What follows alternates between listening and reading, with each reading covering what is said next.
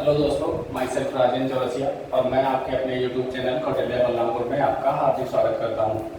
आज हम लोग मैथ का एक छोटा सा टॉपिक लेंगे, एवरेज, औसत, जिसका जो क्वेश्चन जनरली है लगभग हर एग्जाम में पूछा जाता है। अगर कहा जाए कि औसत होता क्या है, तो औसत कुल मिला के कई लोगों के दो या दो से अधिक लोगों के बीच का एक ऐसा मान होता है जो लगभग मैक्सिमम से भी उतनी दूरी पर है, मिनिमम से भी उतनी दूरी पर है।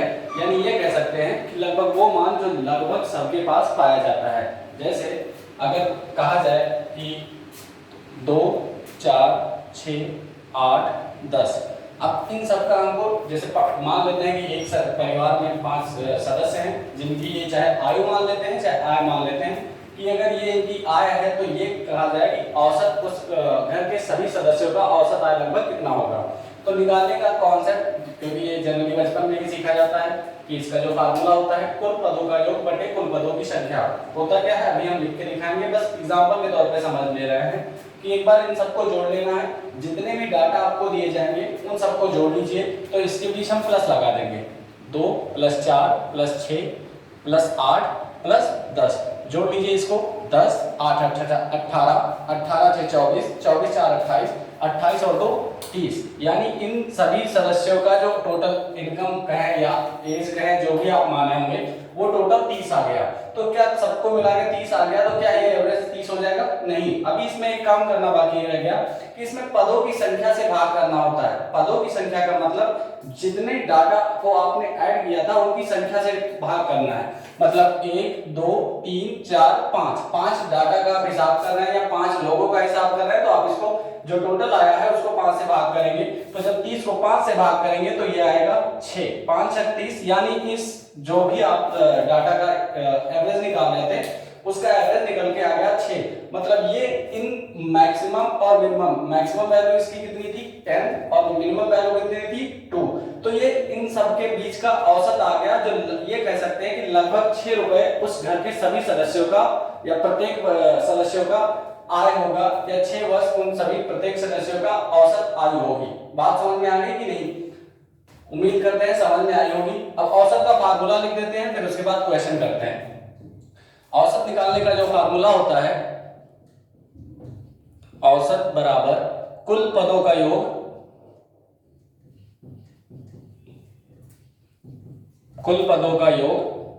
बटे कुल पदों की संख्या। बचपन से ही पढ़ते आ रहे हैं, जब पहली बार आपने सुना होगा औसत के बारे में तो यही फार्मूला होगा, कुल पदों की संख्या।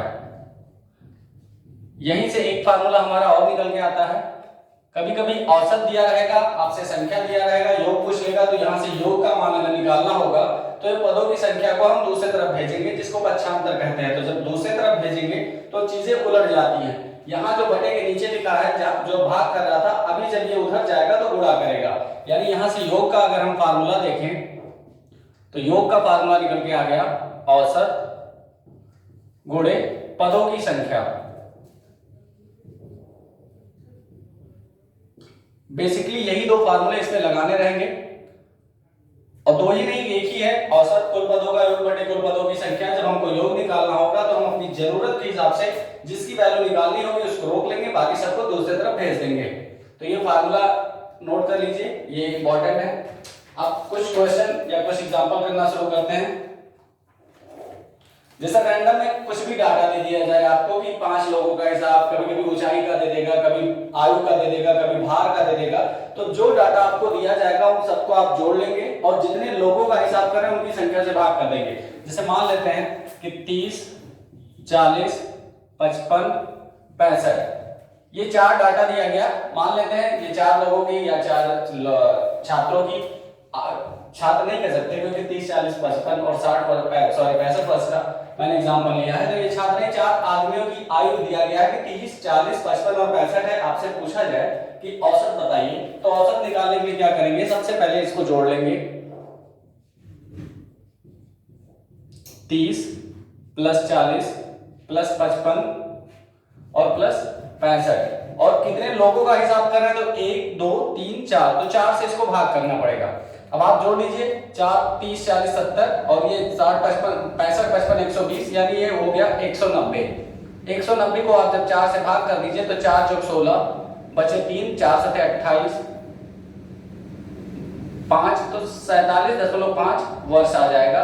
भिन्न में करेंगे तो 47 सही 1/2 वर्ष आ जाएगा। तो ये इसका एक छोटा सा एग्जांपल था।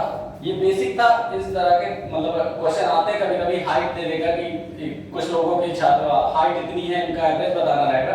अब हम क्वेश्चन के लेवल को थोड़ा सा बढ़ाते हैं। उम्मीद करते हैं समझ में आ गया होगा। नोट भी कर लीजिएगा, नहीं नोट कर पाए होंगे तो पॉज करके फिर इसको नोट कर लीजिएगा। अगला क्वेश्चन कि 130,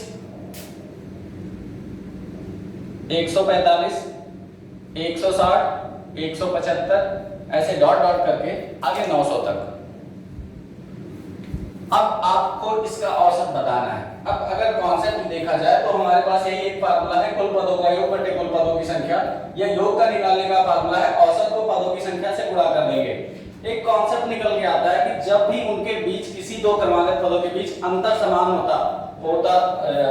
अंतर समान रहेगा तब हम कैसे निकालेंगे, क्योंकि इसमें 130, 45, 160, 175 ऐसे डॉट डॉट करके 900 तक हमको जाना है। यानी इसमें पहली बात तो पदों की संख्या नहीं पता। मान लो आप उसको निकालोगे भी समांतर माध्य के फार्मूले से, समांतर श्रेणी आपने पढ़ा होगा, नहीं पढ़ा होगा तो कभी सुना होंगे क्योंकि 10th के सिलेबस में चैप्टर है। तो अब हम पहले पदों की संख्या देखेंगे, फिर उसको सबको जोड़ेंगे, फिर उसको पदों की संख्या से भाग करेंगे। वो थोड़ा सा लेंथी हो जाता है, थोड़ा सा हाई कैलकुलेटिव हो जाएगा, साथ में आपका टाइम टेकिंग भी हो जाएगा। तब क्या करेंगे तो एक कॉन्सेप्ट निकल के आता है जिसको हम यहाँ ट्रिक कह सकते हैं कि जब कभी दो क्रमागत पदों के बीच अंतर समान रहेगा, जैसे 130 और 145 के बीच कितने का अंतर है तो आप कहेंगे 15 का। 145 से 160 के बीच कितने का अंतर है तब भी आप कहेंगे 15 का। ऐसे आप देखिए तो यहाँ पे अंतर इनके बीच समान आ गया कि नहीं आ गया। तो जब भी अंतर समान आएगा तब औसत निकालने का जो फार्मूला निकल के आता है, औसत प्रथम पद प्लस अंतिम पद बटे 2। कब? जब अंतर समान हो।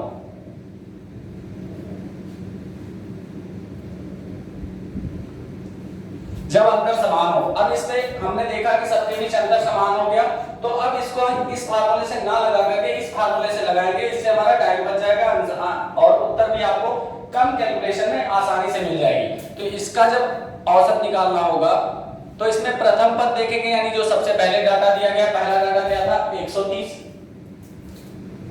प्लस लास्ट, तो अंतिम पद इसमें क्या है, कहां तक जाके रुकना था हम लोगों को 900 तक, तो 900 जोड़ देंगे और जोड़ने के बाद इनको आधा कर देंगे। 9 × 10 यानी 1030 हो गया, उसका आधा करेंगे तो 515 इसका आंसर हो जाएगा। ये निकालना आसान हो गया कब, जब इनके बीच अंतर समान था। तो ये इस चैप्टर का ये तीसरा छोटा सा फार्मूला जो आपको याद रखना ही रखना होगा। इससे आपको जब पदों की संख्या भी ना पता हो, कोई फिक्स नहीं है कि कितने पद है, आपको ये पता चल गया। आप जैसे मान लो 4-6 पद है तो उनको जोड़ना भी आसान है, उनको 4-6 नंबर को उससे भाग करना भी आसान है। जब आपको टर्म भी नहीं पता कि तुमको कितने पद है इस सीरीज में, तब आप क्या करोगे, अगर उनके बीच अंतर समान है तो स्टार्टिंग से अगर आपने पहला पद लिया तो लास्ट से पहला पद ले लेंगे। स्टार्टिंग से अगर आपने दूसरा पद लिया होगा तो अंतिम से भी दूसरा पद लेंगे। स्टार्टिंग से अगर आपने तीसरा पद लिया होगा, जिस क्रम से आप आगे से नंबर को लेंगे उसी क्रम से आप पीछे से भी नंबर को लेंगे। पर अगर स्टार्टिंग से चौथा पद आपने लिया है तो अंतिम से भी आपको चौथा पद ही लेना है। ये नहीं कि आप यहाँ पहला पद ले लो और वहां पीछे से लास्ट कर लेंगे, सेकंड लास्ट या थर्ड लास्ट या कोई और टर्म ले लीजिए। जो रैंकिंग आगे से हो जाएगी वही रैंकिंग आपको पीछे से लेना रहेगा। उम्मीद करते हैं बातें समझ में आ रही होगी। मिटा रहे हैं, इसको नोट कर लिए होंगे। इसके बाद आगे बढ़ते हैं। इसमें आता है कि कोई नंबर है उसके गुणज का बताना रहेगा। जैसे एक एग्जांपल ले लेते हैं कि 7 के प्रथम 5 गुणज का औसत बताइए। 7 का प्रथम 5 गुणज का मतलब क्या हो गया कि 7 का आपको टेबल लिखना है, 7 का पहाड़ा लिखना है, कहां तक 5 गुणज लिखने हैं। तो पहले 7 के पहाड़ा लिख देते हैं 5 तक, तो 7 एकम 7, 7 दूनी 14, ऐसे करके आप जब उसके 5 गुणज लिखेंगे तो 7 × 5 = 35 तक आपको जाके रुकना रहेगा। अच्छा, गुणज कोई भी होगा उनके बीच अंतर हमेशा समान रहेगा और वो अंतर उस संख्या के बराबर रहेगा जिसका आप पहाड़ा लिख रहे हो। जैसे हम 7 का पढ़ना लिख रहे थे, तो अब देख लीजिए 7 और 24 के बीच कितने का अंतर है, 7 और 14 के बीच, 14 और 21 के बीच कितने का अंतर है, 7 का, 21 से 28 के बीच अंतर समान है, 28 से 35 के बीच अंतर समान है। तो अंतर समान है, तो ये तो छोटा डाटा था, आपको 5 गुणज का है, आप इसी को यूज कर सकते हैं, लेकिन तब भी इसमें टाइम ज्यादा लगेगा। जब अंतर समान हो गया तो आप इसमें यही कॉन्सेप्ट यूज करेंगे, पहला पद और लास्ट वाला पद दोनों को जोड़ के आधा कर दीजिए, यानी इसका जो औसत निकल के आएगा, पहला पद है 7 और अंतिम पद था 35, दोनों को जोड़ के आधा कर देंगे, 7 और 35 जोड़ेंगे तो 42 आएगा, 42 का आधा करेंगे तो 21 आ जाएगा। ये हमारा इस सवाल का उत्तर हो गया। ऐसे वो 7 का गुणज ना कह के 10 का गुणज, 3 का गुणज, अलग-अलग क्वेश्चन, मतलब अलग-अलग नंबर्स पे, अलग-अलग डाटा पे क्वेश्चन आए हुए हैं, इसके गुणज का क्वेश्चन जनरली पूछा भी गया है।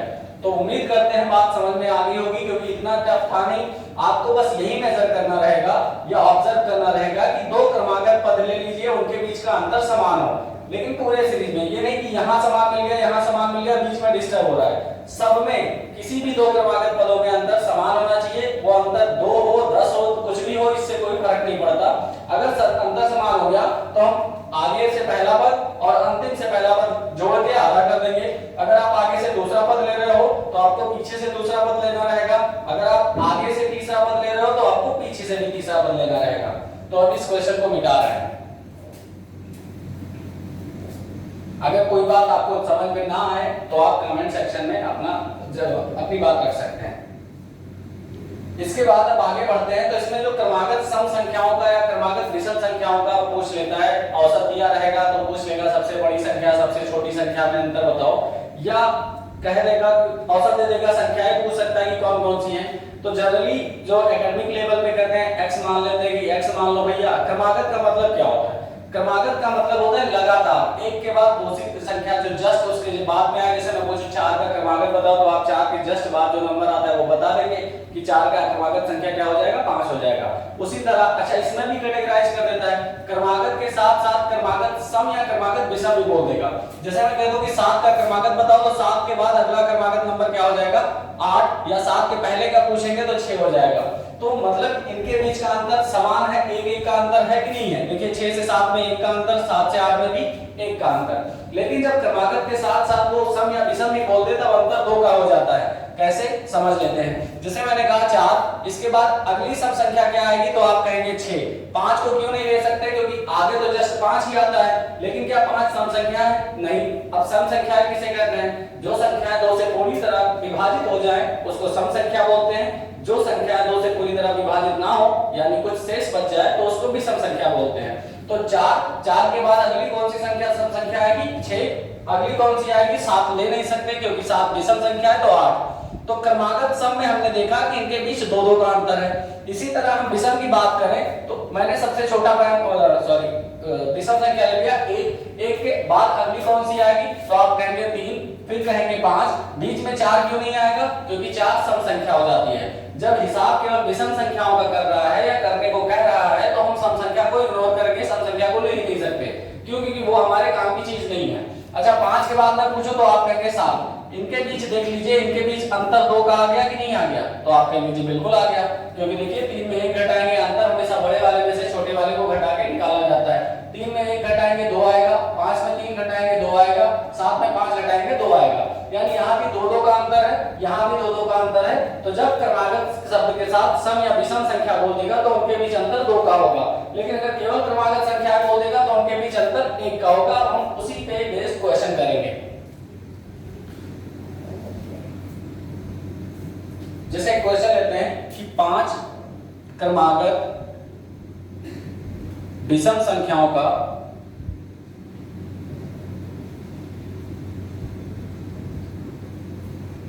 औसत 27 है,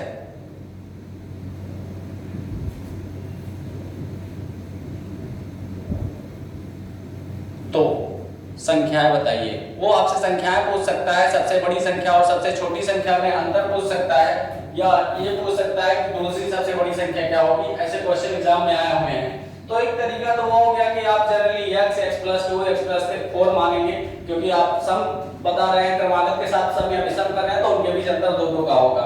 क्रमागत कहता है तो x+1 मान दे। कौन सबसे अच्छा तरीका है यहाँ देख लीजिए, जब आपको ज्यादा कैलकुलेशन नहीं करनी पड़ेगी, बस कॉन्सेप्ट समझना रहेगा। आपको ये फार्मूला पता तो चल गया, लेकिन इसको यहाँ यूज करने की जरूरत नहीं है। देखिए करने कैसे है। मैंने अभी बताया था कि एवरेज का मतलब हो गया एक ऐसा मान जो सबसे बड़े वाले के पास उतनी दूरी पर हो, सबसे छोटे वाले से भी लगभग उतनी दूरी पर हो, या ये कह सकते हैं लगभग ऐसा मान जो लगभग सबके पास मिल जाए। तो 27 कहा है, हमने 27 लिख दिया। ये औसत उसने दे रखा था। उसने कहा 5 क्रमागत विषम संख्या है। उसने विषम संख्याओं का जिक्र किया है, तो चेक करेंगे क्या ये विषम संख्या है। आप कहेंगे जी बिल्कुल ये विषम संख्या है, तो यानी ये हमारे काम की चीज है। अच्छा, अब हम 5 संख्याएं हैं, यानी 2 लोग इसके आगे आएंगे, 2 लोग इसके पीछे आएंगे, क्योंकि औसत हमेशा बीचों बीच में होता है। तो 27 ये हो गया, तो 27 के आगे कौन सी विषम संख्या आएगी? तो विषम संख्या निकालने के लिए या तो 2 जोड़ना पड़ता है या तो 2 घटाना पड़ता है। एक संख्या आपको पता ही है 27, इसमें 2 जोड़ देंगे आगे वाली संख्या निकल आएगी। 27 में 2 जोड़ेंगे तो 29 हो जाएगा। 27 से पहले वाला बताना है तो 2 घटा देंगे तो 25 हो जाएगा। बात समझ में आ गई? अच्छा, अब हमारे पास तीन संख्याएं हो गई, लेकिन हमको 5 बताना था, यानी एक आगे और जाना है, एक पीछे और जाना है। 29 के बाद अगली कौन सी संख्या विषम होगी? तो 30 ले नहीं सकते, क्यों? क्योंकि 30 सम संख्या है, तो इसके आगे क्या हो जाएगा? विषम संख्या, यानी 31 हो जाएगा। इसी तरह 25 में 2 घटाएंगे तो कितना हो जाएगा? 23। यानी जो आपको 5 विषम संख्याओं का औसत दिया गया था 27, वो पांचों संख्याएं निकल के आ गई कि यही वो नंबर्स होंगे जिनका औसत आपने निकाला था 27 है। इन केस मान लो वो आपसे पूछे कि सबसे बड़ी और सबसे छोटी संख्या में अंतर बताओ, तो सबसे बड़ी संख्या 31 और सबसे छोटी संख्या 23, इसके बीच अंतर निकालने के लिए घटा देंगे तो 31 और 23 का अंतर 8 आ जाएगा। अंतर 8 हो गया। पूछ सकता है, पूछा भी है ऐसा क्वेश्चन कि दूसरी सबसे बड़ी संख्या बताओ, तो सबसे बड़ी संख्या तो 31 हो गई, लेकिन हमको सबसे बड़ी वाली संख्या तो बतानी नहीं है, दूसरी सबसे बड़ी संख्या बतानी है। तो 31 के अलावा दूसरी सबसे बड़ी संख्या कौन सी दिख रही है? तो 29, यानी ये हमारा आंसर हो जाएगा। उम्मीद करते हैं बात समझ में आ रही होगी। बिना एक्स वगैरह कुछ माने आपको दिए गए डाटा यानी औसत से ही आपको पता चल गया कि हमने कैसे वो सारी संख्याएं निकाल ली। इसको नोट कर लीजिए। नहीं समझ में आया हो तो वीडियो थोड़ी देर के लिए रिवाइव कर लीजिए, फिर इसको समझ लीजिए। इसमें ज्यादा कैलकुलेशन नहीं है। आप करना क्या है, औसत को बीचों बीच में रखेंगे, देखेंगे कि अगर विषम कहा है, विषम मिल रहा है, तो मतलब हाँ वो हमारे काम की चीज है, तो उसी में 2 आगे जोड़ते चले जाइए, 2 पीछे जोड़ते घटाते चले जाइए, आपको सारी संख्याएं मिल जाएंगी। जिस तरह इसने विषम संख्याओं का कहा, उसी तरह वो सम संख्याओं का भी कह सकता है। अब उसका क्वेश्चन करते हैं। ये बात समझ में आ गई होगी।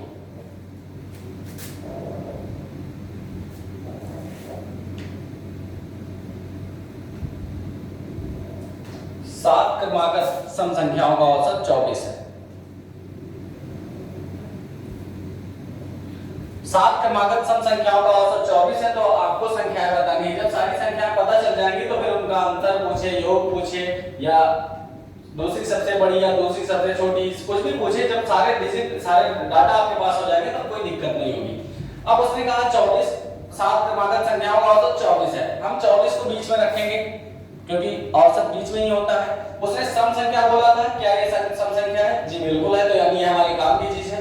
अब अगर ये हमारे काम की चीज है तो इसी में जोड़ते हुए हम आगे बढ़ेंगे, इसी में जोड़ते हुए पीछे बढ़ेंगे, लेकिन ध्यान है बराबर बराबर। अगर आपने एक नंबर इधर बढ़ाया है तो एक इधर लिखेंगे, अगर आपने इधर 2 नंबर लिखा है तो इधर 2 नंबर लिखेंगे। अगर ये नहीं कि यहाँ 4 संख्याएं लिख दिया, यहाँ 2 संख्या लिखे, ऐसा नहीं होगा, बराबर बराबर रखेंगे। तो 24 के बाद अगली सम संख्या बताने के लिए हम 2 जोड़ देंगे तो 26 हो जाएगा। 24 से पहले वाली संख्या बताने के लिए हम 2 घटा देंगे, यानी 22 हो जाएगा। अब 3 संख्या हो गई, हमको 7 संख्याएं चाहिए। 26 के बाद अगला क्या आएगा? 28। 22 से पहले क्या आएगा? 20। अब हमारे पास 5 संख्या हो गई, एक और बढ़ाना है इधर, तो 28 में 2 जोड़ेंगे 30 हो जाएगा, 22 में 2 घटाएंगे 18 हो जाएगा। यानी ये 7 संख्याएं थी जिनका औसत 24 आया था, और उन सातों संख्याओं को हमने निकाल लिया बिना कुछ खुराबात किए, बिना कुछ एक्स वाई माने। बात समझ में आ गई होगी। अब जब सारी संख्याएं पता चल गई तो वो कोई भी पूछ ले, जोड़ पूछ ले, मतलब इनका योग पूछ ले, और या अंतर पूछ ले, या दूसरी सबसे बड़ी, दूसरी सबसे छोटी, सबसे बड़ी, सबसे छोटी, कुछ भी पूछ ले तो आप बता सकते हो। बात समझ में आ गई कि नहीं समझ में आई? अब इसी का दूसरा टाइप करते हैं कि अगर बीच में मान लो 7 संख्याएं नहीं हो सकता है, 4 संख्याएं हो, 6 संख्याएं हो, तब कैसे करेंगे उसका क्वेश्चन देखते हैं। ये नोट कर लीजिएगा।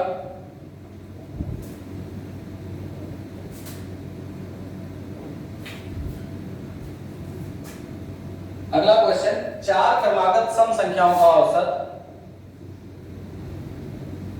चार क्रमागत सम संख्याओं का औसत 13 है, तो संख्याएं आपको बतानी है। 13 है तो 13 को हम बीच में रखेंगे। अब यहाँ पे ये ध्यान देने वाली बात रहेगी कि हम हिसाब किन संख्याओं का कर रहे हैं, सम संख्याओं का। लेकिन क्या 13 सम संख्या है? तो आप कहेंगे जी नहीं, यानी 13 औसत तो जरूर है, लेकिन 13 हमारे काम की संख्या नहीं है, हमारे काम की चीज नहीं है, क्योंकि हम हिसाब कर रहे हैं सम संख्याओं का। लेकिन ये तो विषम संख्या है, यानी ये हो नहीं सकता। तो करेंगे क्या, 13 के बाद में कौन सी संख्या आती है जो सम हो? तो आप कहेंगे 13 के बाद अगली संख्या 14 आएगी, और 13 से पहले कौन सी संख्या आती है जो सम हो? तो 13 में 1 घटा देंगे 12, यानी 12 और 14 हमारे काम की चीज है, क्योंकि ये सम संख्या है और हिसाब भी सम संख्याओं का ही कर रहे हैं, तो 12 और 14 हमारे काम की चीज है। अभी हमारे पास 3 संख्याएं तो हो गई, लेकिन इसमें हम 13 को यूज नहीं करेंगे, तो अब हमारे पास काम की कितनी बची? 2। अब अभी हमको 2 संख्याएं और बतानी है, तो 14 के बाद अगली सम संख्या क्या होगी? 16, 2 जोड़ देना रहेगा। अच्छा, 12 में 2 घटा दीजिए तो अगली सम संख्या निकल के आ गई। मतलब इसमें संख्याएं तो 5 लिखी है, लेकिन मैंने इसीलिए क्रॉस लगा दिया कि ये हमारे काम की चीज नहीं है, इसको हम यूज नहीं कर सकते। औसत भले कुछ भी हो, पॉइंट में भी आ सकता है, कुछ भी हो, इससे हमें क्या करना है, लेकिन हम उन संख्याओं को ध्यान में रखेंगे कि सम बोला है तो हमारे पास यानी उत्तर में सारी संख्याएं सम आनी चाहिए, अगर विषम बोला है तो सारी संख्याएं विषम आनी चाहिए। इस वजह से अब इसको मैं इरेज कर दे रहा हूं, क्योंकि ये हमारे काम की नहीं है। बस इतने काम था कि इसकी सहायता से हमने अपनी सारी संख्याएं निकाल ली। तो 10 हो गया, 12 हो गया, 14 हो गया, 16 हो गया, ये 4 संख्याएं थी जिनका हम औसत 13 आया था। बात समझ में आ गई होगी। इसी तरह अगर एक सवाल विषम का भी देख ले तो उसको भी देख लेते हैं कैसे करना रहेगा। इसको मिटा दे रहे हैं, क्योंकि उम्मीद करते हैं कि आप नोट कर रहे होंगे, क्योंकि इतना ज्यादा कुछ लिखना भी नहीं है। यहाँ पे अगर मान लो जैसे मैं इरेज करके फिल कर दे रहा हूँ, आपको हो सकता है थोड़ा सा टाइम लगे, तो वीडियो रोक के आप अपना नोट्स मेंटेन कर सकते हैं।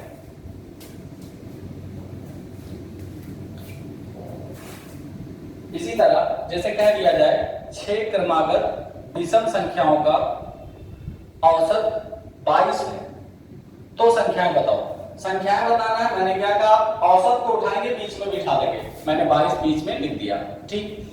अच्छा, अब बात आ रही है कि वो विषम संख्या कह रहा है, क्या 22 विषम संख्या है? नहीं। तो 22 अगर नहीं है तो 22 के आगे पीछे तो विषम संख्याएं होंगी ही होंगी। 22 के बाद कौन सी संख्या आती है जो विषम हो? तो आप कहेंगे जी 23, यानी 23 हमारे काम की चीज है। इसी तरह 22 के पहले क्या आता है? तो आप कहेंगे 21, 21 भी विषम संख्या, यानी ये भी हमारे काम की चीज है। संख्याएं तो 3 लिखी हुई हैं, लेकिन 22 हमारे काम की नहीं है। उसका काम बस इतना था कि वो ये बता दे कि इसके आगे पीछे, अगर वो खुद का यूज में नहीं आ रहा है तो इसकी सहायता से हम आगे और पीछे वाली विषम संख्या में निकाल लिया। अच्छा, अब 23 के बाद अगली विषम संख्या कौन सी आएगी? तब आप कहेंगे 2 जोड़ दीजिए सर, पता चल जाएगा। 21 में 2 घटा देंगे तो कितना आएगा? 19 आएगा।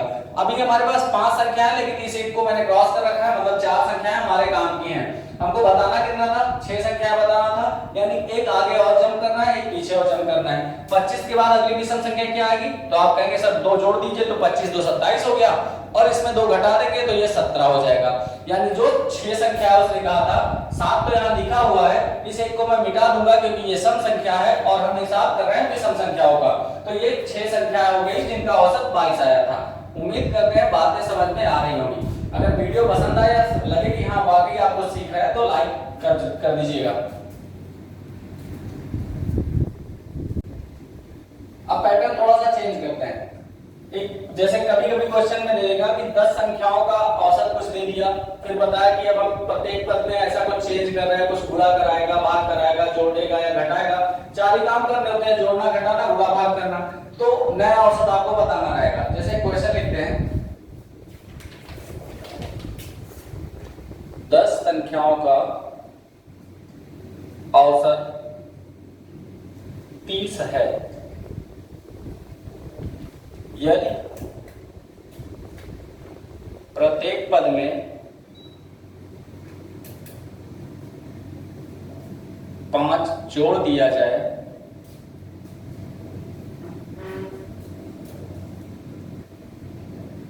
तो नया औसत बताइए।